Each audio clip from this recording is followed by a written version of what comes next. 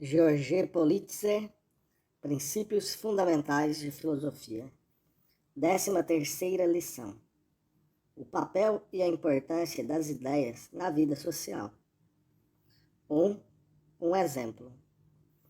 Um preconceito muito difundido consiste em crer que o materialismo marxista é indiferente às ideias, que ele não lhes reconhece nenhuma importância, nenhum papel. Esta lição vai mostrar que tal não é a verdade, que ao contrário, os marxistas levam muito a sério tanto as ideias como as teorias. A prova disto foi dada pelo próprio Marx. Se ele tivesse recusado qualquer poder às ideias, teria ele consagrado sua vida à elaboração e à difusão da teoria revolucionária? A prova disso também é dada por seus discípulos, os militantes comunistas, que, nas horas mais duras da luta, são os primeiros a dar-se como exemplo e fazerem, se necessário, o sacrifício heróico de sua vida para o triunfo dos grandes ideais do socialismo. Reportemo-nos ao exemplo com que iniciamos a lição precedente, a ideia difundida pela Unesco de que as guerras nascem na consciência dos homens e que, em consequência, para acabar com a guerra, basta pacificar os espíritos. Vimos que esta tese não resiste a um exame materialista. A guerra, e portanto a ideia de guerra, tem sua origem na realidade material das sociedades. Ora, a tese da Unesco, por falsa que seja, não deixa, apesar disso, de ter uma grande importância. Praticamente, ela tem um papel bastante precioso. Sob a aparência de combater a guerra, esta tese idealista nos desvia da pesquisa de suas causas verdadeiras. Invocando a consciência dos homens em geral como fonte da guerra, este idealismo fraudulento dissimula as reais responsabilidades dos verdadeiros culpados, os imperialistas. Este idealismo soa bem, mas prejudica as forças da paz, favorecendo, ao mesmo tempo, as da guerra. Os verdadeiros pacificadores do espírito não são os que ocultam aos espíritos, sob o véu do idealismo, as causas objetivas da guerra, mas os que, como materialistas, analisam essas causas e denunciam os agressores imperialistas. Abre aspas, citação de Stalin. Portanto, não é verdade que o marxismo despreze o poder das ideias. Dissemos que a vida espiritual da sociedade é um reflexo das condições da sua vida material. Porém, a respeito da importância dessas ideias e dessas teorias sociais, dessas opiniões e instituições políticas, do seu papel na história, o materialismo histórico, longe de os negar, sublinha, ao contrário, seu papel e sua considerável importância na vida social, na história da sociedade. Fecha aspas. Como materialista que é, a filosofia marxista encontra a origem das ideias sociais na vida material das sociedades. Como dialética que é, mostra sua importância objetiva e define seu justo papel. Tal é o objeto da nossa 13ª lição. 2. O erro do materialismo vulgar. Os que censuram ao marxismo o fato de desprezar as ideias lhe fazem, sabidamente ou não, um ataque que não lhe diz respeito. Imputam-lhe um erro que é próprio do materialismo vulgar. Negar a importância das ideias é uma posição anticientífica que o materialismo dialético sempre combateu. Abre aspas. Pensa-se diferentemente num palácio e num casebre. Fecha aspas. Esta fórmula de Feuerbach é simplista, equívoca. Ela esquece, com efeito, que, entre as condições que determinam as concepções do indivíduo, se encontram precisamente as ideologias existentes. De sorte que o habitante de um casebre pode muito bem ter pretensões de príncipe. O sapateiro georgiano, de que nos fala Stalin, não teria chegado às ideias socialistas se estas já não tivessem existência e função na sociedade.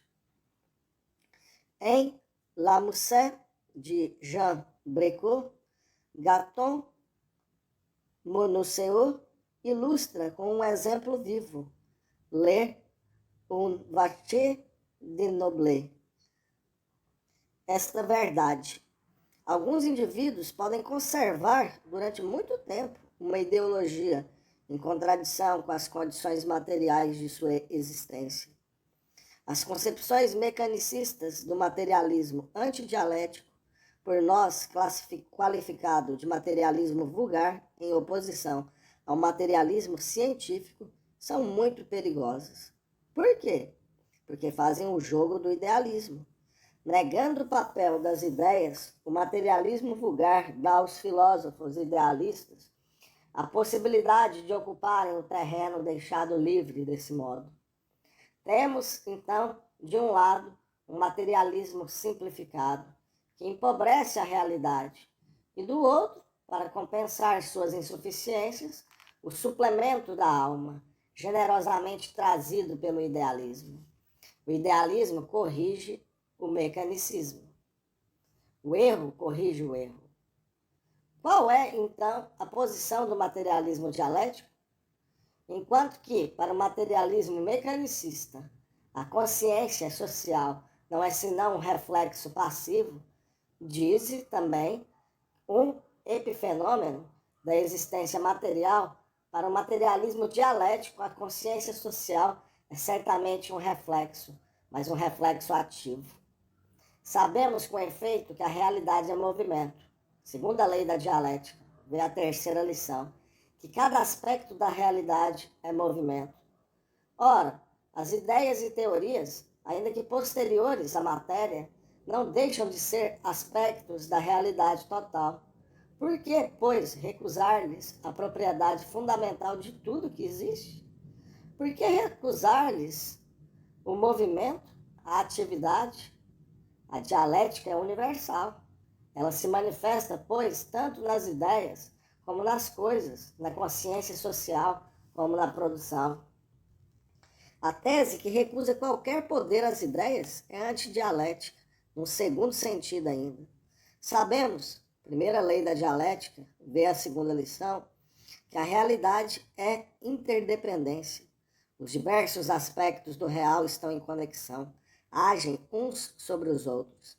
Daí a seguinte consequência: derivada da vida material, a vida espiritual da sociedade é inseparável dessa vida material. Ela age, pois, em retorno sobre a vida material das sociedades. Assim, a aplicação das leis da dialética não somente dá toda a sua importância às ideias e às teorias sociais, mas nos permite compreender como se exerce sua ação.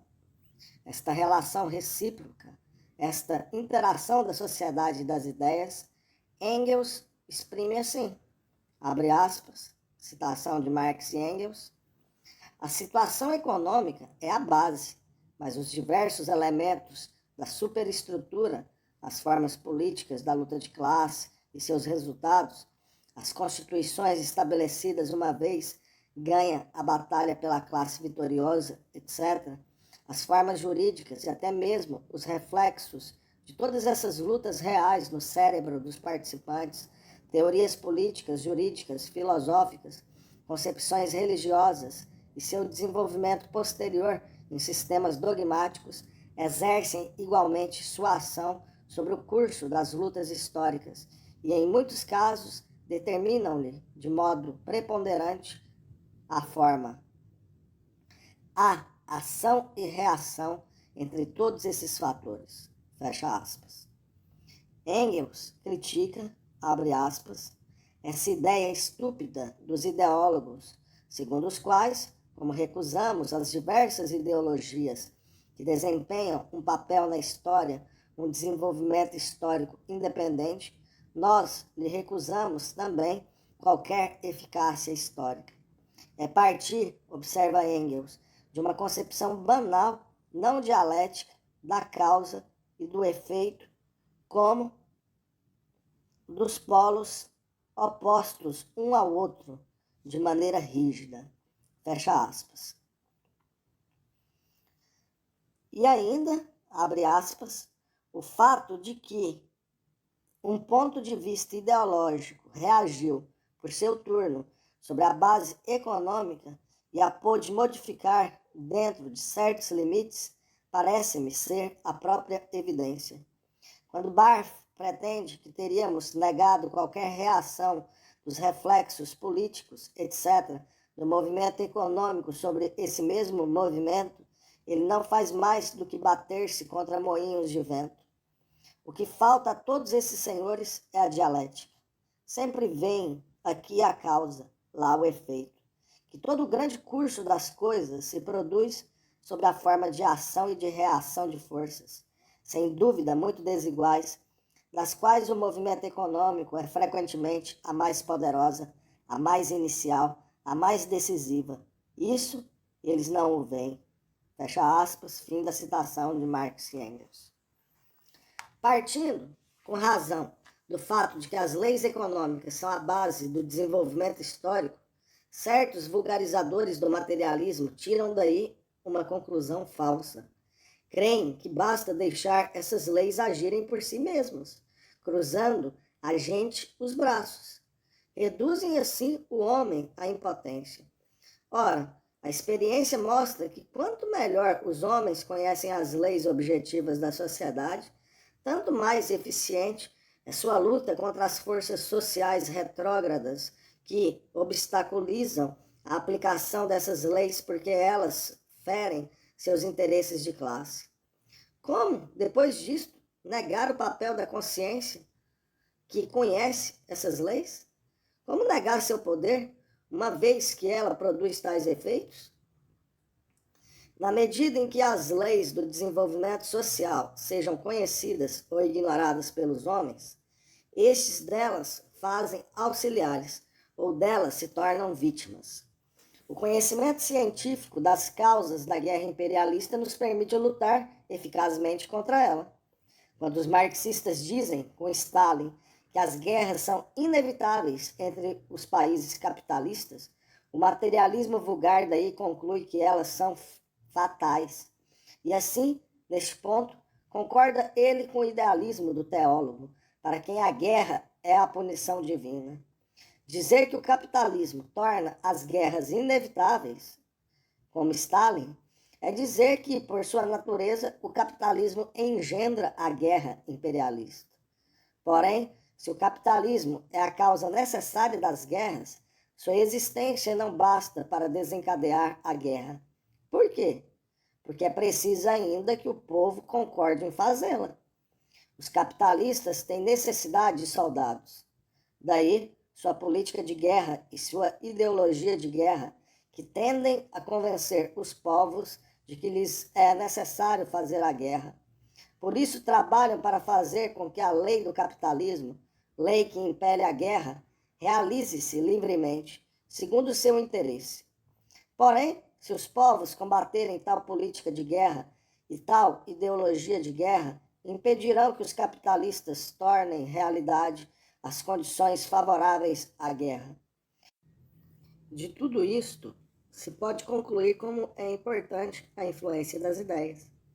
Cumpre notar ainda que a ideia de que a coexistência pacífica entre regimes sociais diferentes é perfeitamente possível e está em vias de se tornar um obstáculo decisivo contra a cruzada antissoviética.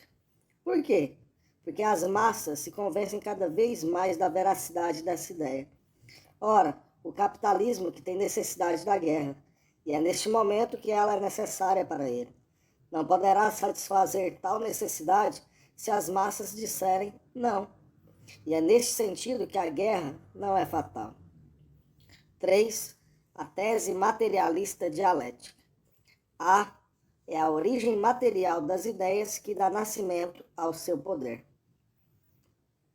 Ao mesmo tempo em que afirma o caráter objetivo das leis da sociedade, das leis econômicas em primeiro lugar, o materialismo dialético afirma o papel objetivo das ideias, o que permite aos homens acelerar ou retardar, favorecer ou entravar o exercício das leis da sociedade. Alguns, obscurecidos pelo materialismo vulgar, dirão, em consequência, Desse modo, não se pode distinguir os dois fatores, ou se admite o poder do fator objetivo, ou então o poder do fator subjetivo. É necessário escolher. Tal posição é metafísica. O materialismo dialético não considera a matéria e o pensamento como princípios isolados, sem liames. São dois aspectos tão reais, um quanto o outro. Citação de Stalin. Abre aspas. De uma só e mesma natureza, ou de uma só e mesma sociedade.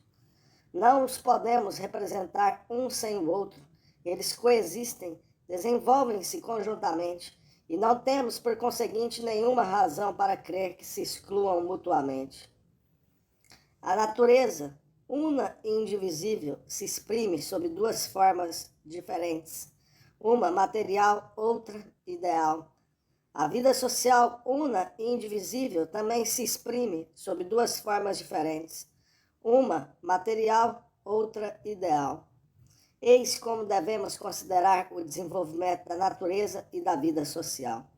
Fecha aspas, fim da citação. Convém frisar, porém, que o aspecto material é anterior ao espiritual. Por conseguinte, o materialismo dialético não somente admite o poder das ideias sobre o mundo, como torna tal poder inteligível. O idealismo, ao contrário, separando as ideias do conjunto do real, transforma-se em seres misteriosos. Pergunta-se como podem elas agir sobre um mundo, natureza, sociedade, com o qual nada têm em comum. O soberbo isolamento das ideias as paralisa. O mérito do materialismo dialético consiste em que, tendo reencontrado a origem material das coisas, das ideias sociais, estar, por isso mesmo, capacitado para compreender a eficácia delas sobre esse mundo do qual elas provieram. Torna-se claro que a origem material das ideias e das teorias não lhes prejudica nem a sua importância nem o seu papel, e, além disso, lhes dá toda a sua eficácia. Não é o materialismo dialético que despreza as ideias. Tal faz o idealismo, que as transforma em palavras vazias, que as transmuda em fantasmas sem poder. O materialismo dialético nelas reconhece uma força concreta, tão material em suas consequências quanto as forças da natureza. Esta força, que se torna ininteligível quando se quer considerá-la à parte, sem relação com o resto, pode, contudo, e até certo ponto, desenvolver-se por seu próprio movimento. Exemplo, a religião nasceu tendo por base as condições materiais e históricas da sociedade. Porém, o conjunto de ideias que compõe a religião não é passivo. Tem uma vida própria que se desenvolve no cérebro dos homens. E essa vida é mais intensa à medida que os homens, ignorando as causas objetivas da religião, creem que é Deus que produz todas as coisas. As ideias podem, pois, ser transmitidas às sucessivas gerações e se manterem, mesmo quando já se tiverem modificado as condições objetivas que as suscitaram. Mas, com o decorrer do tempo, o conjunto do real age sobre esse aspecto do real que é a ideologia religiosa. A ideia tem um desenvolvimento relativamente independente, mas quando a contradição entre a ideia e o mundo objetivo se torna muito aguda, ela se resolve em proveito do mundo objetivo, em proveito das ideias que refletem esse mundo objetivo. São, portanto, as teorias verdadeiras, que, em definitivo, triunfam e se impõem às massas contra a mistificação e a mentira. B. Velhas e novas ideias. Estudando a origem das ideias, vimos, na 10ª lição, no ponto 3c, que a contradição das ideias e teorias reflete uma contradição objetiva na sociedade. Consideremos, por exemplo, as crises econômicas engendradas pelo capitalismo. Sua causa objetiva é a contradição entre o caráter privado da propriedade dos meios de produção e o caráter social do processo de produção. Estudaremos mais detidamente esta questão na 18ª lição. Como resolvemos esta contradição? O proletariado revolucionário responde pela socialização dos meios de produção, pelo socialismo. Quando isso se der, não haverá mais crise. As forças produtivas retomarão seu desenvolvimento para a felicidade de todos. A burguesia que detém os meios de produção, dos quais tira o lucro máximo, responde: limitemos as forças produtivas, uma vez que elas põem nosso regime em perigo. Desse modo, salvaguardaremos as relações capitalistas de produção que garantem nossos privilégios. E a mesma classe que outrora cantava os louvores à ciência, a maldiz hoje, considerando que é por culpa da ciência que existe, como a burguesia diz, uma superprodução. O proletariado, ao contrário, faz o elogio da ciência. Ele considera que as crises não são imputáveis ao progresso científico, mas ao regime social, ao capitalismo. Em um regime socialista, a ciência só poderá trazer prosperidade. Vê-se, pois, que existe luta de ideias e que ela se funda numa contradição objetiva, a do capitalismo em crise. De um lado, a ideia difundida profusamente pelos ideólogos e pelos jornalistas da burguesia. A ciência é má, é preciso vigiá-la, seus progressos produzem calamidades, é tempo de subordiná-la à religião. E não é à toa que, nas grandes e pequenas revistas, a magia, a feitiçaria, as ciências ocultas ocupam considerável número de páginas conjuntamente com o anticomunismo e as pin-up girls. E também não é por mero acaso que, num documento oficial, o ministro da Educação da França elogiou o retorno ao empirismo, isto é, aos processos de investigação que a ciência já abandonou há muito tempo. Esta propaganda barulhenta ou sorrateira contra a ciência, que é acompanhada por um retorno ao misticismo medieval, será ela fruto de um acaso? É por acaso que a burguesia de hoje repete de mil modos que não há leis objetivas e que, por conseguinte, não se deve procurar compreender coisa alguma? É ainda por acaso que o projeto de reformas do ensino na França, elaborado pelo ministro André Marly, valendo-se do exemplo da Espanha de Franco, tende a aviltar a cultura geral? Tudo isso que é conveniente comparar com os temas desenvolvidos sob o regime fascista de Vichy, é de fato a expressão ideológica dos interesses de uma classe condenada pelo desenvolvimento das sociedades. Classe essa que gostaria de fazer a história marchar para trás. Abre aspas, citação de Stalin.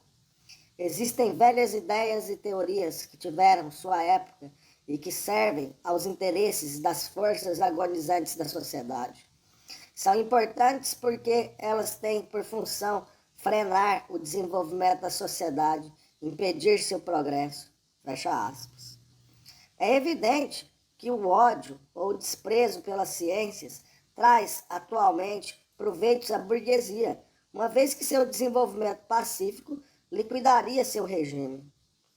Isto não impede que a burguesia utilize as ciências e as técnicas nas suas indústrias de guerra em detrimento das obras de paz.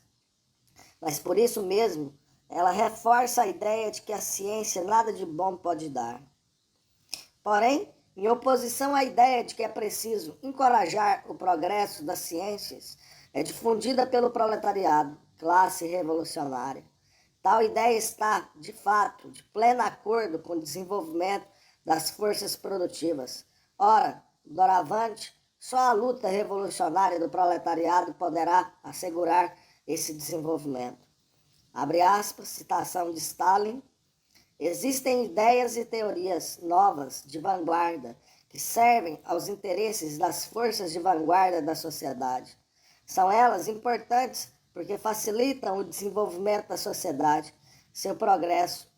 E, o que é mais, elas adquirem tanto maior importância quanto mais fielmente refletem as necessidades do desenvolvimento e da vida material da sociedade. Fecha aspas. Fim da citação. Eis porque, quando a classe operária toma o poder, cria condições materiais mais propícias ao florescimento da ciência. Favorece, de todos os modos, a ideia de que a ciência é necessária à felicidade dos homens. É assim que, na União Soviética, o desenvolvimento da biologia mitchuriana tornou-se tarefa dos camponeses caucasianos que participam da formação de espécies novas. A marcha para o comunismo é por isso mesmo acelerada. As ideias são, portanto, forças. As velhas ideias são forças da reação. E é por isso que a classe reacionárias as cultivam. As ideias de vanguarda são forças que contribuem para o progresso das sociedades. E é por isso que as classes em ascensão as favorecem ao máximo. Não se deve concluir, por uma abusiva simplificação, que as classes em presença criam espontaneamente, enquanto classes, as ideologias apropriadas às suas necessidades. As ideias são produtos do processo do conhecimento. Em uma sociedade em que se opera a divisão do trabalho, tal é o caso das sociedades divididas em classes, as ideias são elaboradas tanto como as teorias por indivíduos mais particularmente reservados a esta tarefa. Padres, filósofos, sábios, técnicos, educadores, artistas, escritores, etc. Mas elas são usadas pela classe em seu conjunto. De outra parte, quando falamos de ideias novas, é necessário que não se entenda isso de modo esquemático. Acontece com efeito que uma ideia abandonada por uma classe seja mais tarde retomada sob outras formas por outra classe. Assim, a ideia de que a ciência é benéfica foi cultivada pela burguesia revolucionária. Diderot, Condorcet. Ela é retomada e renovada pelo proletariado revolucionário, que dela pode tirar todas as consequências práticas da edificação do socialismo, enquanto que a burguesia não pode levar tal ideia até o fim. As classes podem, assim, utilizar ideias que já serviram. Não há nisso nada de espantoso. Os homens aprenderam pela experiência que as ideias têm poder e uma classe não descuida, dentre todas as pré-existentes, das ideias que, no todo ou em parte, podem favorecer o seu poderio ou a sua ascensão. Inversamente, uma classe pode suprimir de sua ideologia uma ideia que já não lhe convenha mais. A burguesia fascista espezinha hoje a bandeira das liberdades democráticas burguesas, que outrora, na luta contra a feudalidade, lhe garantiu a aliança das massas oprimidas. Além disso, ela se esforça por fazer passar como novas as ideias que têm utilidade para ela, mas que são apenas velhas ideias com vestes novas.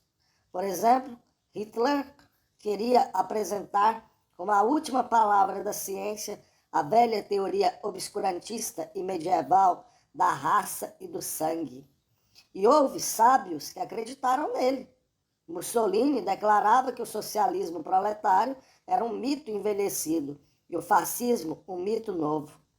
A novidade não se mede pela data, mas pela capacidade de resolver os problemas que se apresentam num momento dado. O Capital de Marx é mais novo do que tudo quanto se ensina de mais recente nas faculdades da burguesia, como sendo economia política. Convém notar ainda que, do fato de as ideias estarem sempre a serviço de uma classe ou de uma sociedade historicamente determinada, não se deve concluir que todas as ideias sejam equivalentes. A ideia de que a ciência é malfazeja é uma ideia falsa, isto é, contrária à realidade, uma vez que o progresso das sociedades humanas é impossível sem as ciências. A ideia de que a ciência é benéfica é uma ideia justa, conforme com a realidade dos fatos. O proletariado, classe em ascensão, tem necessidade da verdade, tanto quanto a burguesia, classe em falência, necessita da mentira. Que as classes reacionárias querem, pela repressão, matar as ideias, é o que a história nos ensina. Na poesia de Paul Éluard, abre aspas, enjaularam os inocentes, como se fossem animais. Procuraram os olhos que viam claro nas trevas para os vazar. Fecha aspas. Porém, as ideias falsas são uma força ativa, tanto quanto as ideias verdadeiras. É preciso combatê-las com a ajuda das ideias justas, de vanguarda, que, refletindo mais fielmente as necessidades do desenvolvimento social, estão seguras da vitória final e adquirem cada dia maior importância a ponto de se tornarem indispensáveis. E isso explica por que sua irradiação se alarga cada vez mais. C. As novas ideias têm uma ação organizadora, mobilizadora e transformadora. Inicia com uma citação de Stalin. Abre aspas. As novas ideias e teorias sociais não surgiram senão quando o desenvolvimento da vida material da sociedade colocou diante da sociedade novas tarefas.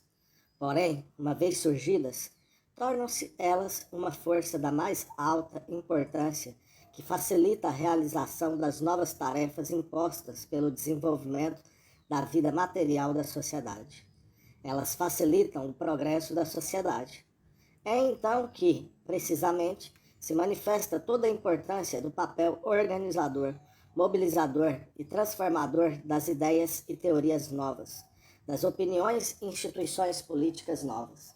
Na verdade, se novas ideias e teorias sociais surgem, é precisamente porque elas são necessárias à sociedade, porque sem sua ação organizadora, mobilizadora e transformadora, a solução dos problemas prementes que o desenvolvimento da vida material da sociedade comporta é impossível. Suscitadas pelas novas tarefas que são geradas pelo desenvolvimento da vida material da sociedade, as ideias e teorias novas se põem em marcha, tornam-se o patrimônio das massas populares que elas mobilizam e organizam contra as forças agonizantes da sociedade, facilitando, desse modo, a queda dessas forças que frenam o desenvolvimento da vida material da sociedade. Fecha aspas, fim da citação. Este texto é da mais alta importância, porque põe em evidência as formas sob as quais agem as ideias novas. Elas mobilizam, isto é, suscitam energia, despertam entusiasmo, põem as massas em movimento. Afirmação idealista? Não, pois uma ideia não pode pôr as massas em movimento a não ser que ela reflita as condições materiais, a não ser que ela proceda de um estudo da situação objetiva. Exemplo, a ideia da luta unida pela paz fez nascer os comitês da paz que organizam o movimento pela paz. Elas transformam, isto é, elas não só agem sobre as consciências e as elevam, como também permitem a solução efetiva dos problemas que se põem à sociedade. Abre aspas, citação de Marx. A teoria torna-se uma força material desde que penetra nas massas. Fecha aspas. A história ilustra superabundantemente esse tríplice papel das ideias novas. Em 1789, lançou-se a seguinte ideia de vanguarda. A nação é soberana. Ela deve proclamar uma Constituição que considere todos os franceses iguais perante a lei e suprima os privilégios. Esta ideia mobilizou grandes massas porque respondia adequadamente ao problema histórico daquela época. Ela suscitou, contra a velha ordem feudal, o impulso organizado e transformador do povo. Em outubro de 1917, a ideia de vanguarda foi a seguinte: para acabar com a guerra, para conquistar a terra, para assegurar a libertação das nacionalidades oprimidas, etc., é necessário liquidar o governo burguês de Kerensky, de dar todo o poder aos sovietes. Tal ideia permitiu a organização e a mobilização das massas, e por esse meio, a transformação da sociedade russa. Poder-se-iam multiplicar tais exemplos, porém, não haverá um que, para os operários camponeses, seja mais atual e mais probante? Analisando a situação no Comitê Central do Partido Comunista Francês em junho de 1953, Maurice Thoré constatava: abre aspas, o fato decisivo da hora presente é o progresso da ideia da unidade nas massas populares. Fecha aspas. Unidade para quê? Para, abre aspas, fazer triunfar em nosso país uma política de paz e de independência nacional, uma política de liberdade e de progresso social. Fecha aspas. Como os trabalhadores cada vez mais numerosos chegaram a tal ideia, porque tornaram-se nítidas, abre aspas, todas as contradições da política decorrente do Plano Marshall e do Pacto do Atlântico, fecha aspas. Política ruinosa de guerra e de escravidão, política de fascistização e de reação social. Os trabalhadores compreendem que para mudar tudo isso, abre aspas, não há outro meio senão a união e a ação graças à união, fecha aspas. A ideia de unidade domina, pois, cada vez mais fortemente as massas. Ela as mobiliza e as organiza tanto em comitês de greve e comitês de paz, como em comitês para a defesa das liberdades. Assim se preparam pela ação cada vez mais consciente das massas, mais e mais largamente mobilizadas e cada vez melhor organizadas, as transformações materiais que a situação tornou inevitáveis. Assim é que, suscitadas pelas tarefas que a história impõe, as ideias novas assumem todo o seu poder quando as massas que fazem a história delas se apoderam. Elas agem, então, com tanto poder quanto as forças materiais. Isso é tão verdadeiro que os inimigos do progresso são obrigados a falsificar essas ideias, que se tornam perigosas quando entendidas pelo povo. Tal é o caso da burguesia e dos seus lacaios, os chefes socialistas. Estes, observa Maurice Thoré, no texto anteriormente citado, ficaram de tal modo apavorados com a amplitude da corrente unitária que, abre aspas, tentam valer-se da palavra de ordem de unidade para lutar contra a unidade, fecha aspas. Abre aspas, homenagem do vício à virtude, fecha aspas. Porém, tanto quanto as violências policialescas, as artimanhas demagógicas não podem resistir ao poderio das massas que, tornadas conscientes, sabem aonde vão, o que querem e o que é preciso fazer. Nota 6. Encontrar-se-á no tomo 2, na página 178, das obras escolhidas de Lenin, um exemplo que mostra com grande força o papel organizador e transformador das ideias novas quando elas dominam as massas. Lenin comenta, em outubro de 1917, o decreto que aboliu a grande propriedade territorial e distribuiu a terra entre os camponeses trabalhadores. O decreto se refere a uma proclamação redigida pelos socialistas revolucionários, que ainda tinham grande influência sobre o campesinado. Manifesto que não é semelhante em todos os pontos ao dos bolchevistas. Lenin declara, citação de Lenin, abre aspas, vozes fazem-se ouvir aqui, dizendo que o próprio decreto e a proclamação foram redigidos pelos socialistas revolucionários. Seja, pouco importa quem os tenha redigido. Porém, como governo democrático, não podemos desprezar a decisão das massas populares profundas, a não ser que estejamos em desacordo com elas. No calor da luta pela vida, aplicando-o praticamente, pondo-o em uso no local, os camponeses compreenderão por eles mesmos onde está a verdade. E, mesmo que os camponeses continuem a seguir os socialistas revolucionários, mesmo que eles deem a esse partido a maioria na Assembleia Constituinte, diremos ainda, seja, a vida é o melhor mestre, ela mostrará quem tem razão.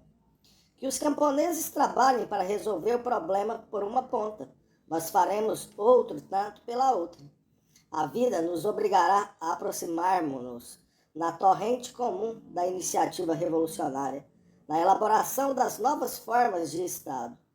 Devemos seguir a vida, devemos deixar em plena liberdade o gênio criador das massas populares. O antigo governo de Kerensky, derrubado pela insurreição armada, pensava resolver a questão agrária com os velhos funcionários czaristas que não tinham sido destituídos. Mas, em lugar de liquidar a questão, a burocracia perseguia os camponeses. Os camponeses aprenderam muitas coisas nesses 8 meses de nossa revolução. Eles pensam resolver por eles mesmos todas as questões referentes à terra. É por isso que nos pronunciamos contra qualquer emenda a esse projeto de lei. Não queremos entrar nos detalhes, porque redigimos um decreto e não um programa de ação. A Rússia é grande, as condições locais são nela diversas. Não duvidamos que o próprio campesinato saberá, melhor do que nós, resolver a questão corretamente, como se deve. Falo-á dentro do espírito do nosso programa ou dos socialistas revolucionários? Isto não é o essencial. O essencial é que o campesinato adquira a firme certeza de que não há mais proprietários territoriais no campo e compete aos próprios camponeses resolver todas as questões e organizar a sua vida. Fecha aspas, fim da citação. 4. Conclusão. A importância e o papel das ideias e teorias sociais são consideráveis. Tiraremos do exposto algumas consequências. Primeiro, as ideias são forças ativas. Portanto, o revolucionário que negligencia em combater os pontos de vista errôneos difundidos entre os trabalhadores prejudica a totalidade do movimento. Mantém-se na má posição do materialismo vulgar. Abandona a sólida posição do materialismo dialético, base teórica do socialismo científico. Exemplo, deixar a imprensa burguesa operar entre os trabalhadores é deixar que estes sejam dominados pelas velhas ideias de capitulação, que são outros tantos obstáculos ao progresso social. Nos anos de 1900, foi um jornal, o Iskra, que, redigido por Lenin, lançou na consciência dos trabalhadores a semente das ideias novas. Essa semente germinou. Das ideias do Iskra, compreendidas pelos revolucionários, saiu, em 1903, o partido que deveria mais tarde dirigir a Revolução Socialista. A luta de ideias é um aspecto necessário da luta de classe. Não combater as ideias que são úteis à dominação burguesa é algemar as mãos do proletariado. Segundo, a existência social determina a consciência social. Porém, esta última, em retorno, age sobre a sociedade. Ora, esta ação em retorno não é apenas necessária para que as mudanças materiais se processem, mas também, em dado momento, é a ideia que desempenha o papel decisivo. A justeza das palavras de ordem é, então, o elemento determinante. Exemplo. Neste momento, os interesses dos operários, camponeses, funcionários, etc., são lesados pelo mesmo inimigo, a grande burguesia reacionária. Portanto, a unidade de ação é materialmente possível. Contudo, é preciso que os interessados o compreendam. Portanto, o elemento decisivo é a ideia de que a unidade é possível. É por isso que, de um lado, os chefes socialistas, divisores do movimento, repetem aos trabalhadores socialistas, abre aspas, nada de alianças com os comunistas, fecha aspas.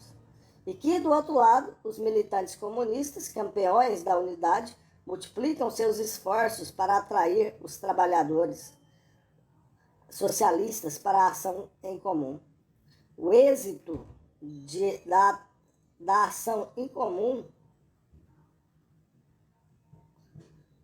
faz nascer entre estes a ideia de que a unidade é possível e benéfica, cuja ideia facilita novas ações em comum, e assim sucessivamente até a vitória comum. Outro exemplo, o revigoramento das forças materiais de paz, União Soviética, democracias populares, Movimento Mundial pela Paz, e o enfraquecimento das forças materiais da guerra, imperialismo, criam condições objetivas cada vez mais favoráveis ao triunfo das negociações internacionais. Mas é precisamente então que a vontade de paz de milhões e milhões de pessoas simples se transforma no fator dominante, pois se essa vontade se exerce plenamente, deve necessariamente atingir seu propósito, uma vez que se apresentem as condições objetivas do seu êxito.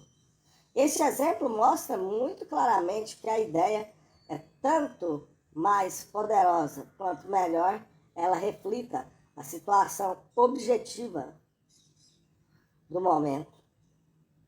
Quanto mais seja rigorosamente apropriada as possibilidades objetivas do momento, o elemento subjetivo é tanto mais decisivo quanto melhor reflita o elemento subjetivo.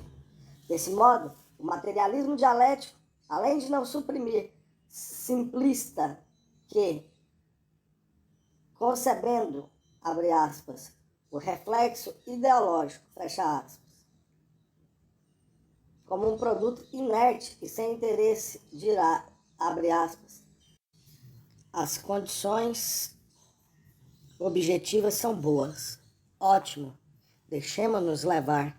Tudo irá bem. Fecha aspas. Contrariamente, o verdadeiro materialista nunca se deixa levar. Esta força decisiva da ideia no momento em que se encontram reunidas as melhores condições objetivas, Stalin a exprimiu numa frase bem conhecida. Abre aspas, citação de Stalin, das declarações sobre os problemas da paz. Abre aspas, a paz será conservada e consolidada se os povos tomarem em suas mãos a causa da manutenção da paz e se eles a defenderem até o fim. A guerra pode tornar-se inevitável se os fatores de guerra conseguirem envolver as massas populares com mentiras, conseguirem enganá-las e lançá-las numa nova guerra mundial. Fecha aspas. 3. O papel ativo das ideias e teorias sociais nos coloca na obrigação de termos uma teoria rigorosamente apropriada às necessidades das massas trabalhadoras, que fazem a história e que detêm, elas apenas, a força capaz de quebrar as resistências da burguesia exploradora. Desprezar a teoria, como fazem os oportunistas, dos mencheviques russos aos Léo Blum e Jules Mochet, é privar a classe operária da bússola que orienta o movimento revolucionário. Abre aspas, como dizia Lenin, sem teoria revolucionária não há movimento revolucionário. Fecha aspas. Um dos méritos do socialismo científico, do qual falaremos na próxima lição, é que, apoiando-se no materialismo dialético, ele avalia corretamente a importância e o papel das ideias. Ele situa, portanto, a teoria, abre aspas, citação de Stalin, na elevada posição que lhe compete e considera como seu dever utilizar a fundo sua força mobilizadora, organizadora e transformadora. Fecha aspas, fim da citação. Georges Politzer, Princípios Fundamentais de Filosofia.